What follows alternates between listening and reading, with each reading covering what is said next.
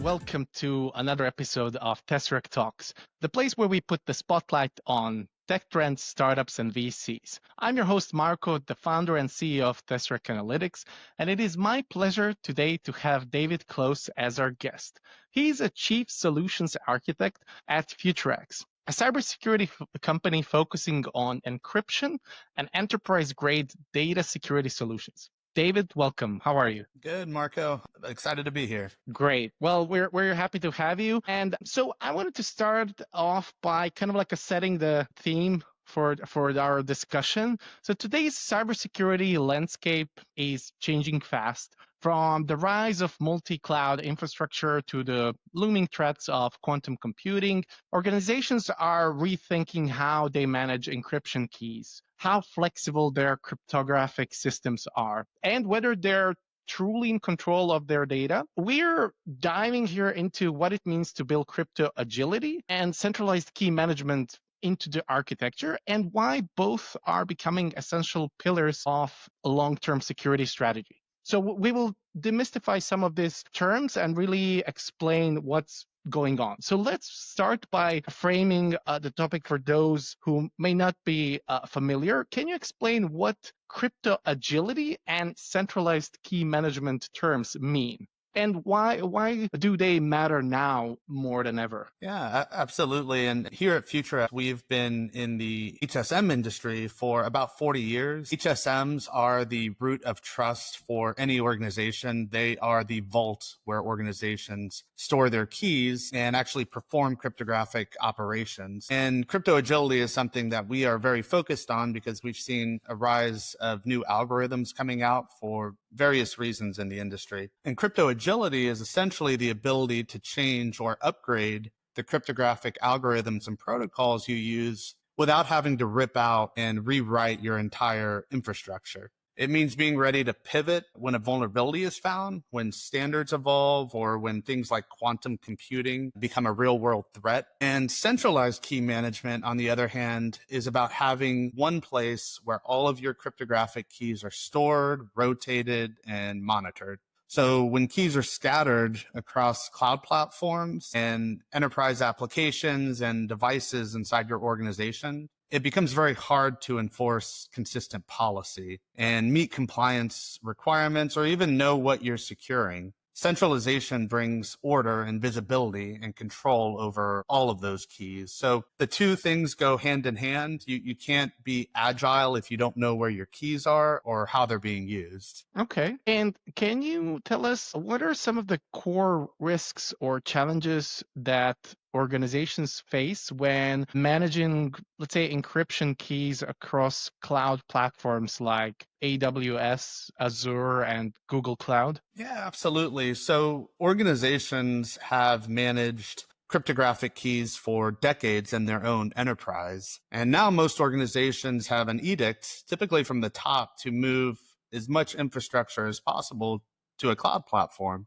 And the biggest challenge there is fragmentation. Every cloud platform, they have their own key management system. They have their own APIs, their own control, and their own lifecycle models around keys. And that really leads to inconsistent policies and audit gaps and increased risks when using multiple cloud platforms. So one of the biggest risks is loss of control. In many cases, the cloud provider, they control not only the data that is stored in their platform, and even if it's encrypted, they also store the keys that are used to encrypt that data and the policies around those keys. Even if you've brought your own keys and you import your own keys, they still hold those keys. So your key might not be technically yours, but operational, it's in someone else's hands. So this makes compliance harder, especially in regulated industries. And when you don't have end-to-end visibility into using your keys and what access they have across clouds, it becomes nearly impossible to enforce zero trust at the cryptographic layer. And we've seen this as a big problem for organizations, and one we've really focused on helping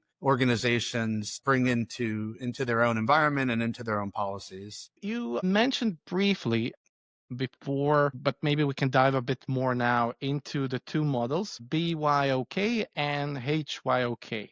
Can you walk us through first what do those terms mean and how they impact an organization's control over its data? So I mentioned earlier that all of the cloud platforms have their own key management systems as part of their own services. These key management systems are used to hold keys and enforce policies around these keys.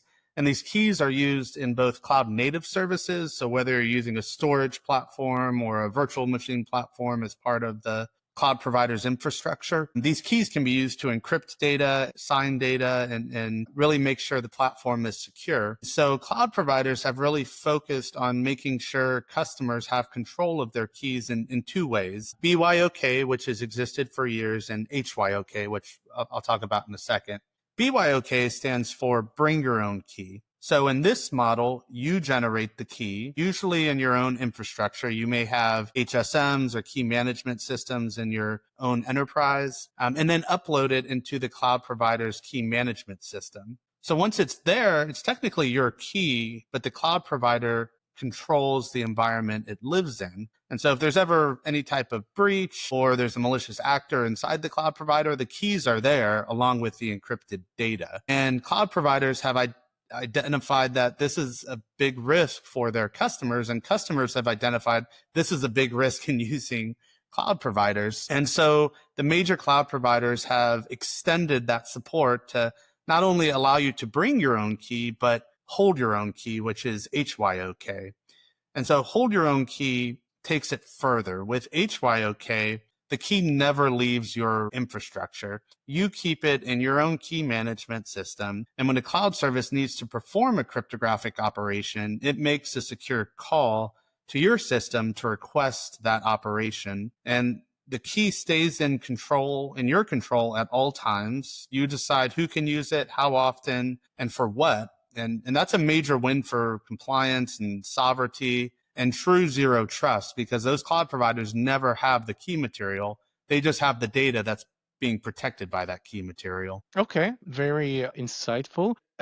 Okay, so let's now dive into how does crypto agility help organizations stay secure in this constantly changing landscape of threats, regulations, and technologies, especially now with the whole quantum computing on the horizon? Yeah, absolutely. And just to make sure your listeners are aware, quantum computing presents new risks to encryption algorithms that have existed for decades. They're very good at solving complex problems, things like factoring large numbers, which is at the root of the algorithms that we use today, things like RSA and an elliptic curve. And so crypto agility, it's all about future proofing. Threats change, standards change, algorithms change. So what's considered secure today may be obsolete tomorrow. And so crypto agility gives you the ability to evolve without having to redesign everything. Without crypto agility, the cryptographic algorithms that are deployed in an organization are really hard coded into applications. And so changing those becomes a very big lift. And we mentioned quantum computing. So we're getting closer to the day when traditional algorithms like RSA and elliptic curve will be breakable. So if your infrastructure is crypto agile, meaning the algorithms that are executed by these applications are centralized and easily changed without actually having to make code changes, you can start testing and deploying post-quantum algorithms now alongside your classical ones without waiting for a crisis. So we've already helped clients deploy hybrid models where they use both ECC and a post-quantum safe algorithm like Kyber, for example, during key exchange. That way, if one algorithm breaks, the other still holds. But with crypto agility, the nice thing about that is even the new algorithms that are coming out in response to the quantum attacks that are theoretical now and will be real one day, they can easily change those algorithms in the future. quantum is the topic that I really try to follow as closely as possible because it's fascinating. I mean, both in terms of technology, but also in terms of potential threats it brings. So, what makes post quantum cryptography such a hot topic right now? As you said, like it's on the horizon, but like, why should company, or is it really something that organizations need to worry about today? It is a hot topic right now. If you follow cryptographic podcasts or publications, quantum computers and post-quantum cryptographic algorithms are one of the primary focuses of the cryptographic community now. And it's not because the threat is here today, but because the risk is long term. So think of it this way. If you're encrypting data that needs to stay secure for 10, 20, or even 30 years, you can't wait until quantum is a reality. Nation states and other actors, they're already harvesting encrypted data now and storing large sets of data with the goal of decrypting it later when quantum computers mature. So that's what makes post-quantum cryptography urgent. So we're not talking about hype. We're talking about strategic foresight, because that data that is being encrypted today with classic algorithms that have existed again for decades, that data can be decrypted in the next 10 years. There's no question on that. And so most organizations have a strategy to move to post-quantum safe algorithms. And with that strategy, they're also looking at the possibility of, well, what happens after these algorithms that are secure today aren't secure in the future, and making sure that they can change the algorithms when needed, which is what crypto agility is. I remember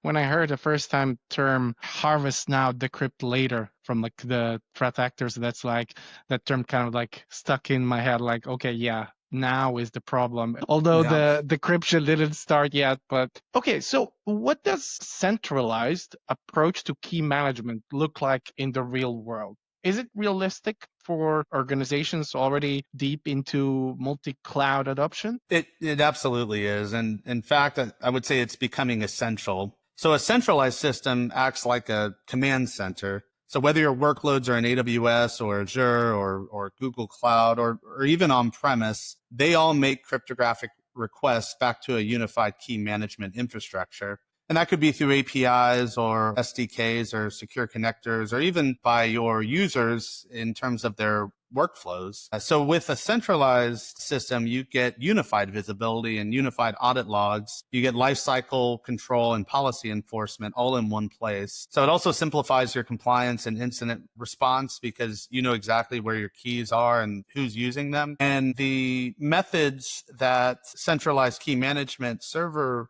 producers provide customers, companies like us, really allow you to migrate from a scattered infrastructure where all your keys are all over to now centralizing them. And it's something that we've seen a lot of organizations over the last 5 years really move to. Can you share some real world examples of organizations that have implemented crypto agility or centralized key management successfully, especially, let's say, the ones that learned something the hard way? That's a good question. We help a lot of customers, and this is a really hot topic right now, but sure. I would say one example that I'd like to highlight is with a large global financial institution we work with. They had keys scattered across more than a dozen different systems, including multiple clouds. And so there was no unified policy, no audit trail, and no easy way to rotate or revoke keys if needed. So we help them consolidate onto a centralized key management platform, which is anchored by secure hardware. And from there, we introduced hybrid crypto support so they could begin piloting and moving to post-quantum safe algorithms in parallel with their existing infrastructure. So the result was better performance, stronger compliance posture, and a cryptographic architecture that can evolve as threats change or algorithms are retired. Let's say now, looking ahead, what advice would you have for CISOs and CTOs who are trying to future-proof their encryption strategies? Where should they start? Because it's a bit like what should they focus on? Yeah, it can seem daunting. And with the evolution of post-quantum safe algorithms, a lot of regulatory bodies have actually released guidance on best practices for moving to new algorithms. NIST is one of those. So last August, NIST finally ratified some of the new algorithms that you'll start seeing deployed in an enterprise standpoint and a global standpoint. And with those new algorithms, they also release guidance on how to migrate to those new algorithms. And the guidance is very explicit and gives companies a roadmap. And it starts with discovery. You can't protect what you don't know exists. So you need to map out where encryption is used in your environment, whether it's at rest or data in motion or data in use, and then ask, who owns those keys? How are they rotated? Can you swap algorithms without rewriting everything? With the ability to index where cryptography is used, you then need to assign risk to the data that you are encrypting. So if you need data to be secured for 10 plus years, that's your high risk data there. So from there, you need to build a strategy around crypto agility and centralized control of those keys, invest in the infrastructure that supports both today's standards and algorithms and tomorrow's. And above all, don't wait for the next breach or regulatory deadline to act. Cryptography is the foundation of digital trust. Treat it like a living and evolving system. It's not set it and forget it. It's something that needs a lot of visibility at the highest level in your organization. Well, this was great. Thank you so much, David, for coming to the show and sharing all these valuable insights. Of course, to our audience, make sure to go and check out Futurex. That was all for today. And I hope, David, we will catch up in future either on or another episode or maybe at some security event.